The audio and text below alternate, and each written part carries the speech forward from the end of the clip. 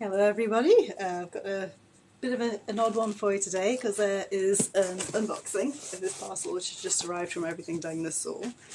There's also this, which is something that I have my friend Beth to thank for encouraging me to get this, and it is dinosaur related, as most things I have are. So this is something that's come from a company called Dolly and Dottie, who do all sorts of interesting vintage style clothing, as well as a lot of beautiful dinosaur print type of clothes. So I got to thank Beth for encouraging me to order this, and I'll look forward to trying that on a little bit later. And thank you also for continuing to support me through this and encouraging me to keep up with it. So I'm going to open this big box now. This is something that I've been great looking forward to.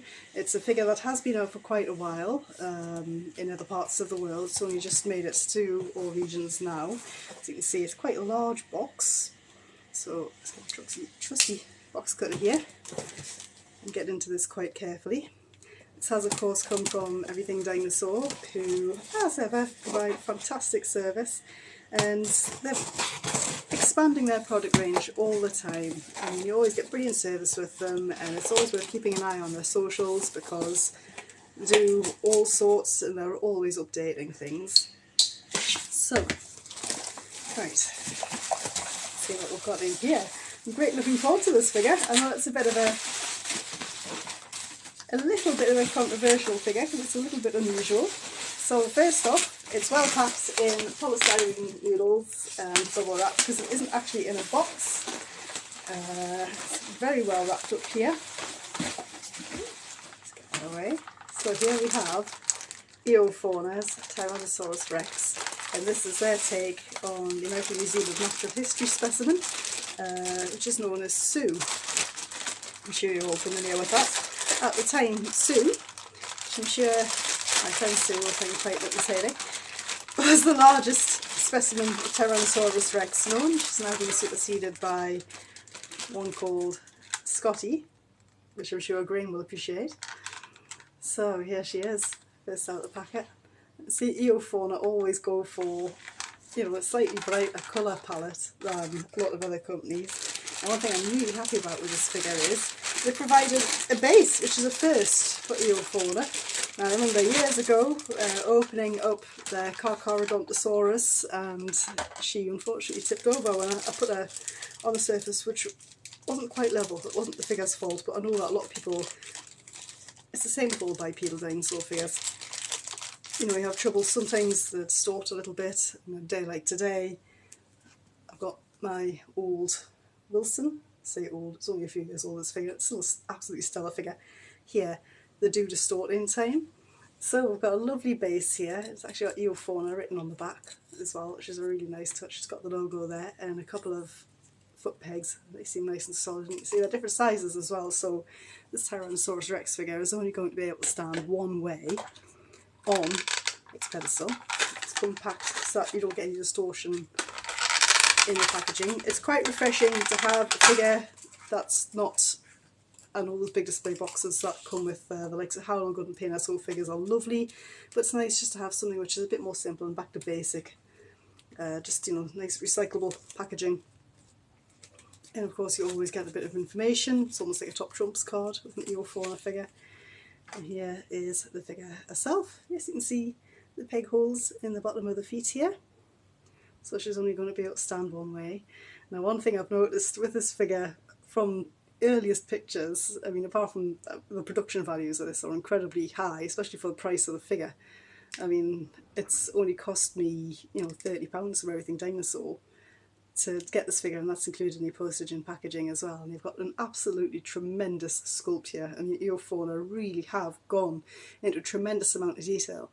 Down to, and hopefully you'll be able to see this, on the back of the figure, there is some feathering detail sculpted in, and that's something which is a really subtle and very nice touch, because you've got this, it's almost like a Gila monster type coloration, and to see that they've gone for that very reptilian look, but they've also gone for the feathering as well is a really, really nice touch. I mean, the production values of this figure are sky high. This is one of Eofauna's best, I can tell that straight away. I know there was a bit of complaint about bluntness of the teeth, but of course that's a safety consideration. It's not something I'm going to worry about too much at all. I'm still waiting on a sort of definitive T-Rex. I do of course have the Beasts of the Mesozoic T-Rexes as well, which are lipped figures. It's quite difficult to do a lipped T-Rex because it had such a big overbite that I sometimes wonder if the facial tissues are being over reconstructed to a certain degree. I know it's not a particularly fashionable way of thinking, but what we've got here, obviously because of the overbite, you can still see the little incisors poking out here. That's an inevitability of the anatomy of Tyrannosaurus rex. A lot of them had a very sort of large overbite all the way around. You know, teeth weren't occluding the same way that modern animals do, modern reptiles do. They weren't interlocking the way modern reptiles' teeth do at all. It was a totally different method of occlusion that they had. So it's very well done, really.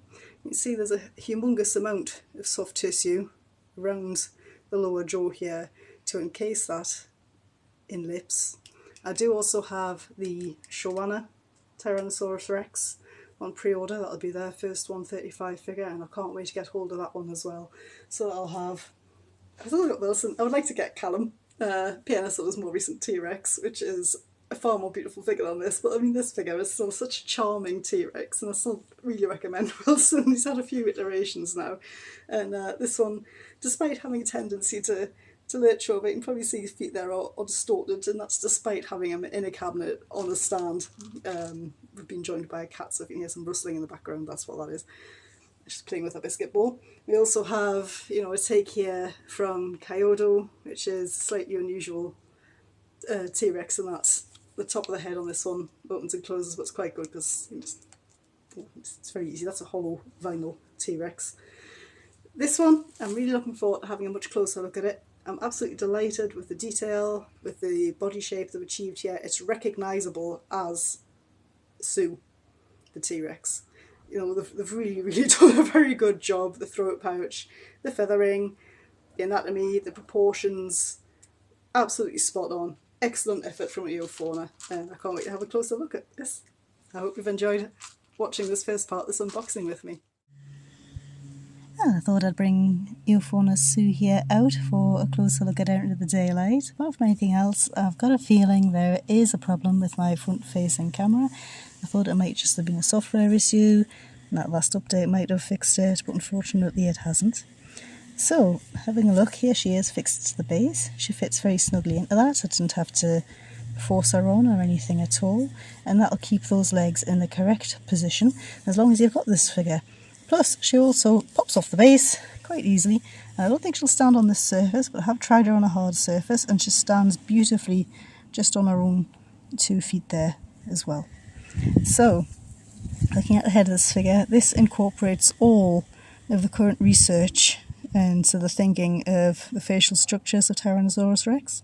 So they've got these big sort of almost tabulate scales across the muzzle, and then you've got the finer scales higher up. You've got the sort of keratinous ridge running along top of the snout and the top of the head here, where you've got these hornlets, and also the hornlet on the cheek. And even with this colour palette shows up beautifully well, and it's quite subtle. It's not just sort of charcoal and yellow. There are some orange flecks in here as well, and it sort of grades down to a paler yellow the further towards the ventral surface of the figure you get. You can also see in this slide, you can see the feathers a lot more clearly, and you can also see this paler grey striping. And I think this is very effective because, I mean, we don't really have anything other than the big cats to compare large dinosaurian predators to, and they do tend to be quite jazzy in the coloration, and that for mammals that works quite well because it helps them to blend in, because they can't see the colours particularly well anyway. With large dinosaurs like this, it would have broken up the outline. They probably had tetrachromatic vision, which means they could see more colours than we can, so it would be no good them trying to camouflage themselves from each other. They probably would have had extensive patterning that broke up the outline of the dinosaur, which would help rather than it being cryptic coloration, which is how we often see modern animals. And I think my friend in Australia, Tim, will particularly appreciate this one. And I would say to Tim, I definitely recommend this figure. And I hope you'll enjoy watching this video. You can see little koane in the palette here. You can see also all the coloration in there. I know that, you know, anybody who's got extensive knowledge of reptiles will appreciate what they're seeing here and the details that Eofauna have gone into. See if I can turn around so you can see that lovely binocular vision. And the way they've sculpted the nostrils to make them really sort of large. The T-Rex would be taking in a lot of air if it was facing you down. It's quite terrifying, really.